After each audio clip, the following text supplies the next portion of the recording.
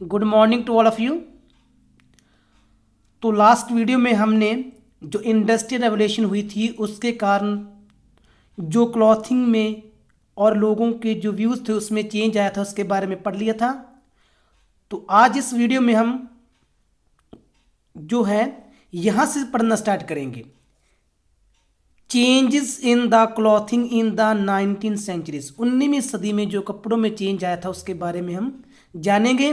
With the rise of industrial revolution in England, England में जो औद्योगिक क्रांति होने के पश्चात significant changes took place in clothing, तो कपड़ों में भी जो अंतर था वो भी देखने को मिला था। After the 16th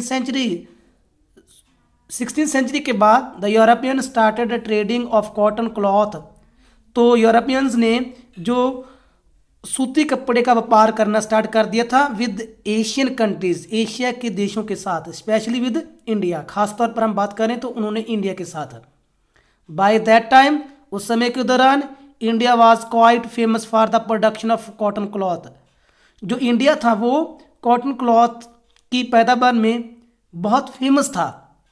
the European traders started to import the Indian chintz, a type of cloth, जो एक कढ़ाईदार कपड़ा होता है, उसका इंपोर्ट करना जो था, यूरोपियन ट्रेडर थे, व्यापारी लोग थे, उन्होंने इसका इंपोर्ट करना स्टार्ट कर दिया था। Which was quite cheap and easy to handle, जो कि बहुत सस्ता और आसानी से इसको हैंडल किया जा सकता था। After the industrial revolution in England, औद्योगिक क्रांति के बाद इंग्लैंड में the production of cotton cloth increased substantially, तो बहुत ज़्यादा जो पैदावार थी कॉटन के प्रोडक्शन की वो इंक्रीज हो चुकी थी। It was exported to India along with a number of other countries, India के साथ और बहुत सारे कंट्रियों के साथ जो था, जो एक्सपोर्ट किया जाने लगा इस कपड़े का। By the end of 19th century, 19वीं सदी के अंत होने के बाद, हैवी क्लॉथ ग्रेजुअली डिसअपियर, जो भारी कपड़े का उपयोग था वो धीरे धीरे समाप्त हो चुका था। इन द 20th सेंचुरी, 20वीं सदी में, क्लॉथ्स मेड फ्रॉम, जो कपड़े थे वो बने होते थे आर्टिफिशियल फाइबर, जो बनावटी रेशे के बने हुए थे, became popular as they were quite cheap and easy to wash, क्योंकि ये बहुत सस्ते थे। जो बनावटी रेशे से बने हुए कपड़े थे 20वीं सदी में, वो बहुत सस्ते थे और ये आसानी से इनको धोया जा सकता था, वॉश किया जा सकता था।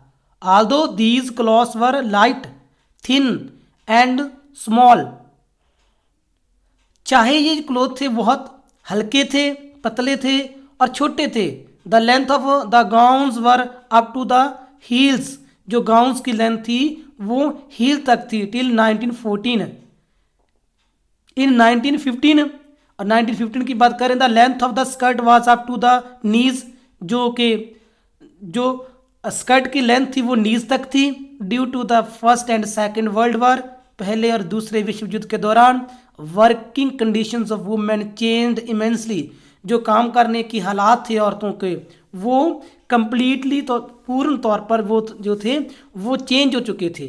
पहले 1940 और 15 में जो गाउन्स की लेंथ और जो स्कर्ट की लेंथ की बात की गई है वो हील तक थी, बट जैसे ही जो फर्स्ट और सेकंड विश्व युद्ध हुआ तो उसके दौरान जो औरतों के कपड़े थे उनमें भी बिल्कुल जो चेंज था वो आ चुका था।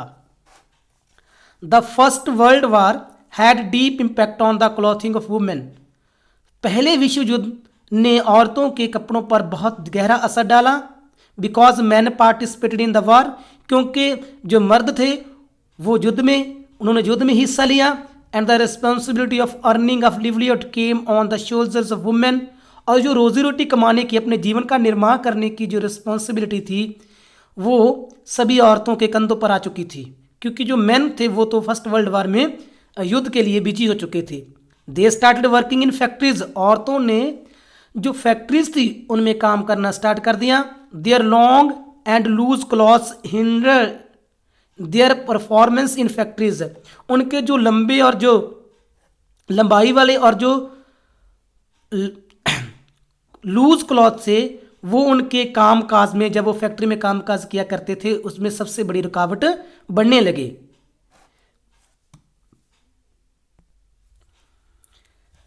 देयरफॉर इसीलिए they started wearing small and narrow clothes, इसलिए उन्होंने छोटे छोटे और जो तंग से कपड़े थे वो पहनना स्टार्ट कर दिया।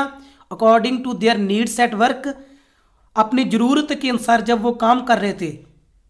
They started wearing blouse pants and cap, उन्होंने जो ब्लाउज थे पैंट्स और कैप से वो पहनना स्टार्ट किया। As a uniform in factories, जो कि फैक्ट्रीज में जब काम करते थे ये उनकी यूनिफॉर्म थी।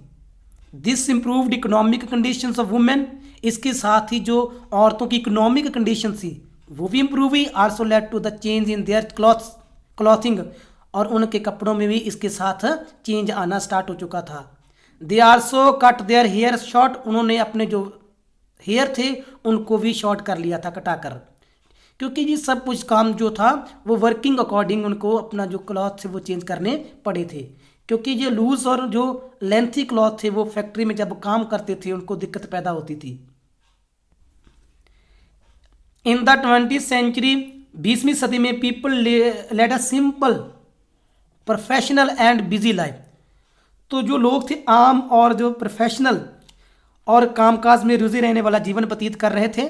इन schools a simple uniform was introduced in place of dark coloured decorative dress, रंग बिरंगे और डेकोरेटिव ड्रेस की जगह जो स्कूलों में जो सिंपल यूनिफॉर्म थी वो लागू कर दी गई थी।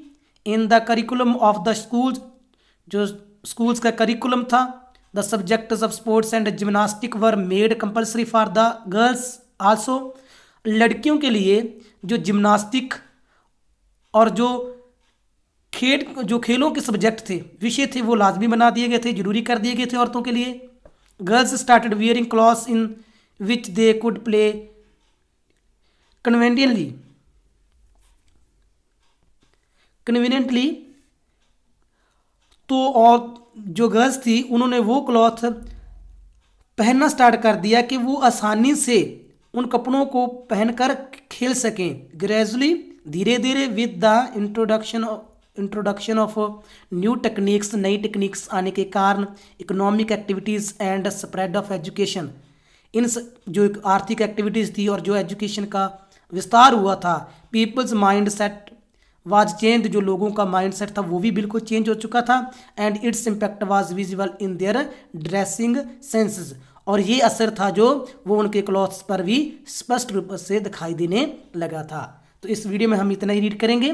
Thanks, have a nice day.